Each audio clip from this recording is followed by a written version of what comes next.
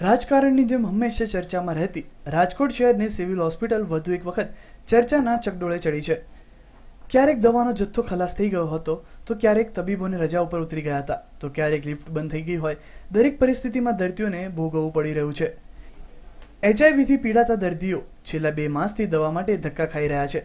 ચાલી શકે તેવી પરિસ્થિતિ નહીં હોવા છતાં નવી ઓપીડી બિલ્ડિંગમાં બીજા માળે આવેલ 26 નંબરમાં એઆરટી સેન્ટરમાં દવા લેવા જતા હોય છે, પરંતુ દવાનો જથ્થો ખલાસ થઈ ગયો હોવાથી દર્દીઓને ભારે હાલાકીનો સામનો કરવો પડી રહ્યો છે।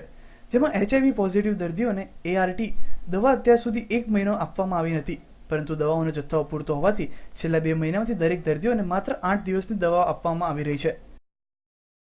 દવા હું પેલા પ્રાઇવેટમાંથી લેતો હતો ને અત્યારે હું અહીંથી લઉં છું 1 વર્ષથી, તો મને 15 દિવસની દવા આપે છે, જેથી મને બહુ તકલીફ પડે છે મારી સર્વિસમાં, મારા બિઝનેસમાં। હું પોતે રોજીરોટી નથી કમાઈ શકતો। મારી માંગ છે કે 30 દિવસ પાક્કા પરફેક્ટ, ઓછામાં ઓછા 30 દિવસ, નકર 3 મહિના દવા મળે એવી કોશિશ। જે દવાનો જથ્થો ખલાસ થઈ ગયો છે તે દવા ભારતભરમાં માત્ર એક જ કંપની બનાવે છે। હાલ તે કંપની પાસે પણ જથ્થો ખલાસ થઈ ગયો છે। સરકાર દ્વારા આમ તો લાખો રૂપિયાના ખોટા ખર્ચાઓ કરવામાં આવી રહ્યા છે, તેમજ અનેક સંસ્થાઓ પણ એડ્સના નામે ફંડ એકઠું કરી રહી છે।